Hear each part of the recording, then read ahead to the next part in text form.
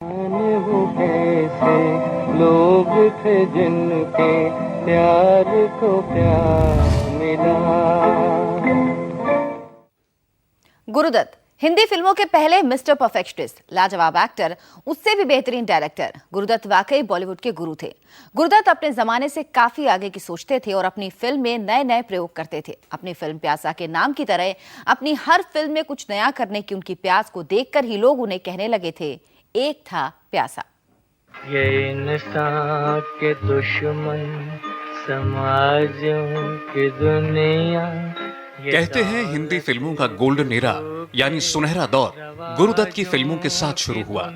1950 और 1960 के दशक में गुरुदत्त की फिल्मों ने हिंदी फिल्म इंडस्ट्री की तस्वीर ही बदल कर रख दी। प्यासा, मेरी नज़्में किसी खोखले सर पे रखी जाए, ये भी उनकी बेइज्जती है। आए? चौदहवीं का चांद, चौदहवीं का चांद हो या आफताब हो, जो भी हो तुम खुदा की कसम लाजवाब हो। कागज के फूल और साहिब, बीवी और गुलाम ने हिंदी फिल्मों की परिभाषा ही बदल दी। जिन प्रेमियों की प्रेमिकाएं उनके पास तो हैं पर हवा नहीं करती। ठीक कर लीजिए उसे यूं, उनके पास तो है पर परवाह नहीं करती। जी जी। एक शानदार एक्टर, एक बेहतरीन डायरेक्टर और संजीदा इंसान, इसी का नाम है गुरुदत्त। हालत समझने के बाद चला जाऊं, आप तो चले जाने के बाद ये हालत समझेगी गुलाब। गुरुदत्त की फिल्म प्यासा और कागज के फूल को टाइम मैगजीन ने दुनिया भर की 100 बेस्ट फिल्मों की लिस्ट में शामिल किया है। हम आपकी आंखों में। साल 2010 में CNN ने गुरुदत्त को एशिया के 25 टॉप एक्टर्स में से एक माना। लेकिन आपको यह जानकर ताज्जुब होगा कि जिस गुरुदत्त के अभिनय और निर्देशन का दुनिया लोहा मानती है, उन्होंने अपना फिल्मी सफर एक कोरियोग्राफर के तौर पर शुरू किया। सन 1945 में फिल्म हम एक हैं के जरिए गुरुदत्त ने हिंदी फिल्मों में अपना पहला कदम रखा। इसके बाद गुरुदत्त की पहचान तब हुई जब उन्होंने 1951 में सिर्फ 26 साल की उम्र में नवकेतन प्रोडक्शंस की फिल्म बाजी का डायरेक्शन किया। आज की रात पिया दिल न तोड़ो, मन की बात पिया मान लो। इसके बाद फिल्म आर पार और मिस्टर एंड मिसेस 55 के टपोरी नायक के तौर पर गुरुदत्त की एक्टिंग को खूब सराहा गया। वही तो कर रहा हूँ। बात यह है भाभी, इनके पैर में जरा मोच आ गई। लेकिन 19 फरवरी 1957 को रिलीज हुई फिल्म प्यासा ने वाकई गुरुदत्त को फिल्मी दुनिया का गुरु बना दिया। ये मेरी किताब है। जी हाँ जी हाँ, आप ही की किताब है। लेकिन आपका नाम क्या है? मेरा नाम, मैं विजय हूँ। उस वक्त ये यकीन कर पाना मुश्किल था कि मिस्टर एंड मिसेस का टपोरी फिल्म प्यासा के विजय का किरदार अदा कर सकता है। जिस विजय के नाम पे आप जिंदाबाद के नारे लगा रहे हैं, मैं वो विजय नहीं हूँ। प्यासा उनके जीवन में एक सडन चेंज है। प्यासा के बाद एज ए फिल्म मेकर उनका नजरिया बदल गया। अब उनको गंभीर अच्छी किस्म की फिल्म बनाने का शौक आ गया। भारत के अलावा फ्रांस में भी फिल्म प्यासा बेहद हिट रही। कहा जाता है कि फिल्म के गाने जिन्हें नाज है हिंद पर सुनकर तत्कालीन प्रधानमंत्री पंडित जवाहरलाल नेहरू बहुत रोए थे। जिन्हें नाज है हिंद पर वो कहाँ है। लेकिन प्यासा के विजय का किरदार उस इंसान के लिए मुश्किल नहीं था जो खुद बचपन में काफी उदास और गुमसुम रहता था। 9 जुलाई 1925 को बैंगलोर में जन्मे गुरुदत्त का बचपन काफी मुश्किलों भरा था। गुरुदत्त को पैसे की कमी से मैट्रिक के बाद पढ़ाई छोड़नी पड़ी। बचपन में अपने छोटे भाई की मौत से गुरुदत्त के लिए जिंदगी के शुरुआती अनुभव काफी कड़वे रहे। शुरुआत में गुरुदत्त का नाम बसंत कुमार था, लेकिन बचपन में ही एक एक्सीडेंट के बाद घर वालों ने उनका नाम बदलकर गुरुदत्त रख दिया और शायद इसी बदले हुए नाम ने उनकी जिंदगी भी बदल दी। बचपन में लाइट जाने पर दिए की रोशनी के सामने उंगली की परछाइयों से दीवारों पर आकृति बनाने वाला नन्हा गुरुदत्त अपनी फिल्मों में लाइटिंग के नए नए प्रयोग करने के लिए मशहूर हुआ। फिल्म कागज के फूल का गाना वक्त ने किया क्या हंसी सितम की लाइटिंग ने उस जमाने में सबको चौंका दिया था।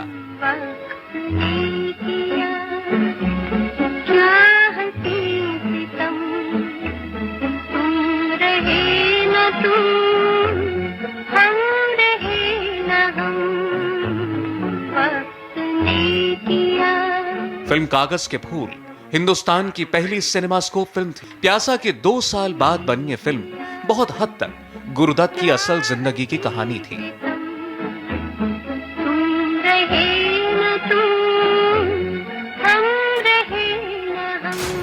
गुरुदत्त अक्सर कहा करते थे कि जिंदगी में 2 ही चीजें हैं, कामयाबी और नाकामी। इन दोनों के बीच में कहीं भी कुछ भी नहीं। ये बात उन्होंने चौदहवीं के चांद की कामयाबी और कागज के फूल की नाकामी की बात कही। हाँ। कागज के फूल दर्शकों को पसंद नहीं आई और बॉक्स ऑफिस पर बुरी तरह फ्लॉप रही।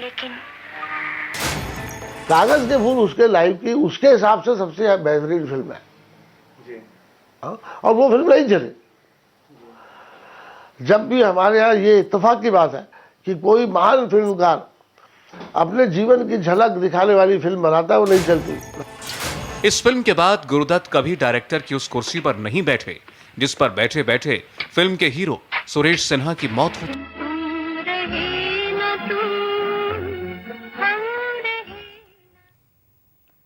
साल 2011 में प्यासा को टाइम मैगजीन ने 10 बेस्ट रोमांटिक फिल्मों में शामिल किया। पर्दे पर वहीदा रहमान और मीना कुमारी के साथ गुरुदत्त की रोमांटिक जोड़ी बहुत हिट थी, लेकिन असल जिंदगी में गुरुदत्त को रोमांस शुरू हुआ फिल्मबाजी से। बिगड़ी हुई तकदीर बना ले, तकदीर बना ले, अपने पे भरोसा है तो ये दाव लगा ले, लगा ले, दाव लगा ले। बाजी फिल्म के इसी गाने की रिकॉर्डिंग के दौरान दत्त साहब की मुलाकात अभिनेत्री और गायिका गीता रॉय से हुई। गीता उस जमाने में दिलकश आवाज की मलिका थी। रिकॉर्डिंग के सेट पर दोनों की चंद मुलाकातों के बाद तकदीर ने तकदीर की इबारत लिख दी। तकदीर से बिगड़ी हुई तकदीर बना ले, तकदीर बना ले, अपने पे भरोसा है तो ये दाव लगा ले। गुरुदत्त गीता की मखमली आवाज के मुरीद हो गए। बतौर गायिका गुरुदत्त ने गीता रॉय को अपनी फिल्म बाज में भी ब्रेक दिया। गीता रॉय की खनकदार आवाज पर गुरुदत्त दिल दे बैठे।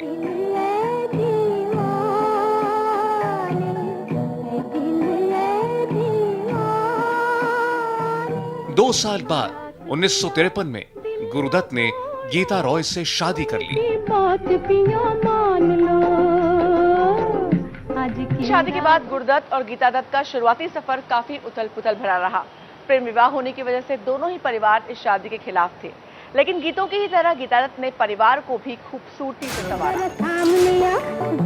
गुरुदत्त ने अपनी फिल्मों में गीता की आवाज का इस्तेमाल किया, लेकिन शादी के बाद गीता पर दूसरे बैनर तले गाने पर पाबंदी लगा दी। हालात ये थे कि चोरी छिपे गीता अपने गानों की रिकॉर्डिंग के लिए जाती, दौड़ते भागते शाम से पहले घर पहुंच जाती ताकि गुरुदत्त को पता न चल सके। उन्होंने प्रेम विवाह गीता दत्त से किया था, लेकिन शादी के बाद उनके और गीता दत्त के बीच में कई बार झगड़े भी हुए, जो अक्सर पति पत्नियों के बीच में होते हैं। गुरुदत्त को अकेलापन पसंद था। वो अपनी फिल्मों को बनाने में इतने डूब जाते थे कि उन्हें अपने परिवार को वक्त देने में भी दिक्कत होती। वहीं गीता को सबके साथ मिलने जुलने में ज्यादा खुशी मिलती। शादी के 4 साल बीतते बीतते गीता की जिंदगी में एक नई उलझन की एंट्री हुई। 19 फरवरी 1957 फिल्म प्यासा रिलीज हुई। फिल्म में गुरुदत्त हीरो थे और हीरोइन थी वहीदा रहमान। इस फिल्म के सेट पर गुरुदत्त ने वहीदा की आंखों में अपना दिल बसा दिया। इस दिल को बसा दे तो प्यासा से शुरू हुई गुरुदत्त वहीदा रहमान की मोहब्बत लोगों ने 14वीं का चांद में भी महसूस की। जो भी हो तुम खुदा की कसम। इस मोहब्बत को मीडिया ने खूब उछाला। फिल्म कागज के फूल से इनकी कहानी पर्दे से होकर दर्शकों की आंखों में उतर गई। इस फिल्म की स्क्रिप्ट गुरुदत्त की निजी जिंदगी की कहानी थी। गुरुदत्त वहीदा के प्यार के चर्चे हर जुबान पर चढ़ गए। हर सुंदर चीज की कल्पना कर सकती हो तुम। लेकिन गीता दत्त ने इन अफवाहों को कभी भी गंभीरता से नहीं लिया, न ही इसका असर अपने पारिवारिक जीवन पर पड़ने दिया। वो कहती कि मैं जितना प्यार गुरुदत्त से करती हूं, गुरुदत्त भी मुझसे उतना ही प्यार करते हैं।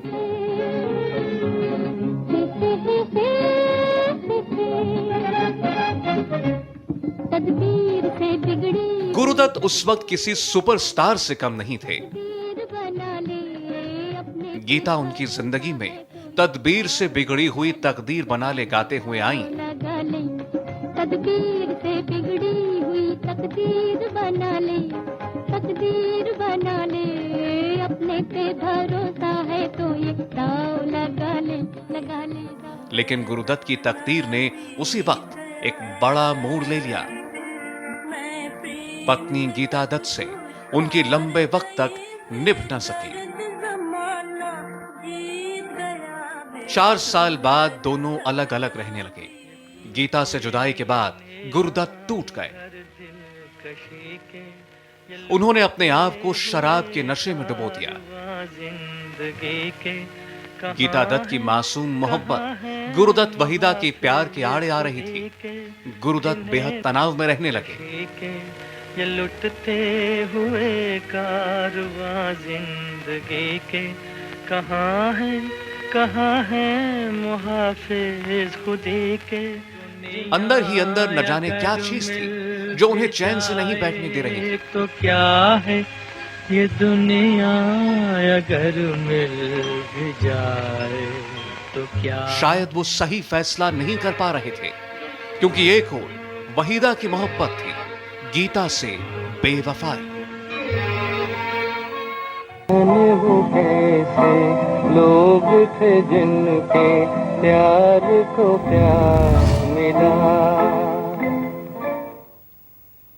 फिल्म स्टार देवानंद गुरुदत्त के सबसे अच्छे दोस्त थे। उन दोनों की दोस्ती उस जमाने में हुई जब वो दोनों ही हिंदी फिल्मों में अपने कदम जमाने के लिए संघर्ष कर रहे थे। उनकी दोस्ती के कई किस्से मशहूर हुए, लेकिन उनकी दोस्ती में सबसे खास बात यह थी कि दोनों ने एक दूसरे को अपना फिल्मी करियर बनाने में भरपूर मदद की। पूरी फिल्मी दुनिया में अगर गुरुदत्त का कोई सबसे करीबी दोस्त था तो वो थे देवानंद। गुरुदत्त और देव साहब में दोस्ती कैसे हुई, इसका वाकया भी बड़ा दिलचस्प है। दोनों 1945 में फिल्म हम एक हैं से की शूटिंग के दौरान मिले। दोनों की ये पहली फिल्म थी। गुरुदत्त इस फिल्म में कोरियोग्राफी कर रहे थे तो देवानंद अपने एक्टिंग करियर की शुरुआत कर रहे थे। माफ कीजिए, मेरे हाथ से आपके सर पर चोट लग गई। ये भी कोई चोट है? आप उस गरीब किसान का ख्याल कीजिए जो बेचारा कितने प्रेम से फूलों का हार लेकर आया था।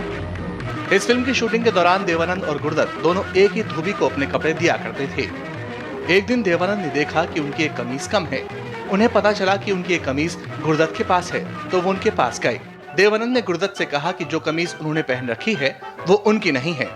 गुरुदत्त ने कहा दरअसल उनके पास दूसरी कमीज नहीं है, इसलिए उन्होंने जानबूझकर ये कमीज पहनी। देवानंद और गुरुदत्त के बीच गहरी दोस्ती हो गई। दोनों ने एक दूसरे से वायदा किया कि अगर देवानंद कोई फिल्म बनाते हैं तो गुरुदत्त को निर्देशन का जिम्मा देंगे, और अगर गुरुदत्त कोई फिल्म बनाते हैं तो देवानंद को अभिनय का मौका। वक्त ये गुजर न जाए, मेरे प्यार का ये हार टूट कर बिखर न जाए। देवानंद ने जब अपनी प्रोडक्शन कंपनी नवकेतन खोली तो गुरुदत्त को पहली बार सन 1951 में फिल्म बाजी का डायरेक्टर बनाया। तेरे तीरों में छुपे प्यार के खजाने हैं, तेरे तीरों में छुपे वो कैसे लोग थे जिनके प्यार को प्यार मिला। एक ऐसा दिन आया जब गुरुदत्त इस दुनिया को अलविदा कहने की तैयारी कर चुके थे। गुरुदत्त ने तन्हाई में इस दुनिया को अलविदा कहा। गुरुदत्त की आखिरी रात का एक एक राज का खुलासा किया उनके दोस्त अबरार अलवी ने। ये दुनिया अगर मिल भी जाए तो क्या है। गुरुदत्त ने अपनी छोटी सी जिंदगी में 2 बार जान देने की कोशिश की, लेकिन 9 अक्टूबर 1964 की रात होनी को कुछ और ही मंजूर था। गुरुदत्त ने कई लोगों को फोन किया, अपने पास आने को कहा, लेकिन कोई नहीं आया। देखी जमाने की यारी,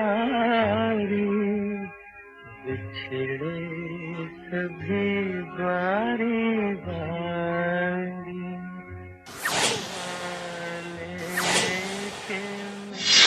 वक्त शाम 7 बजे। 9 अक्टूबर को गुरुदत्त के दोस्त और स्क्रिप्ट राइटर अबरार अलवी काफी वक्त उनके साथ थे। वो 7 बजे उनके घर पहुंचे। गुरुदत्त बेचैन लेकिन खामोश थे। मुंबई के पेडर रोड में आर्क रॉयल फ्लैट में गुरुदत्त के साथ उनका सहायक रतन भी मौजूद था। रतन के मुताबिक गुरुदत्त शाम 5:30 बजे से पी रहे थे। वक्त रात के 10 बजे। गुरुदत्त ने पत्नी गीता दत्त को फोन किया और कहा कि बेटी से मिलना चाहते हैं। शादी टूटने के कगार पर थी। गीता से नोकझोंक बढ़ गई। गुरुदत्त का मूड बिगड़ गया और तब उन्होंने कहा, बच्ची को भेज दो या फिर तुम मेरा मरा मुंह देखो। वक्त रात के 12 बजे। रात करीब 12 बजे गुरुदत्त खाने के लिए तैयार हुए, लेकिन खाते खाते 1 बज गया। खाने से पहले फिर से शराब पी। तब अबरार अलवी ने गुरुदत्त को आखिरी बार देखा। गुरुदत्त ने अबरार अलवी से कहा कि वो सोना चाहते हैं और फिर वो अपने रूम में चले गए। वक्त रात के 3 बजे। गुरुदत्त के सहायक रतन के मुताबिक गुरुदत्त कमरे से बाहर आए और विस्की मांगने लगे। रतन ने जब मना किया तो खुद बोतल ढूंढ ली और उसे लेकर अपने कमरे में चले गए। दरवाजा बंद कर लिया। 10 अक्टूबर 1964 सुबह 10 बजे। इसके बाद क्या हुआ कोई नहीं जानता।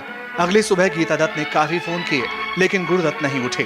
दरवाजा तोड़ा गया तो देखा बिस्तर पर गुरुदत्त का शव पड़ा था। पास में बोतल और नींद की गोलियों की शीशी थी। और अभी रुकेंगे एक ब्रेक के लिए। ब्रेक के बाद देखिए एसीपी अर्जुन।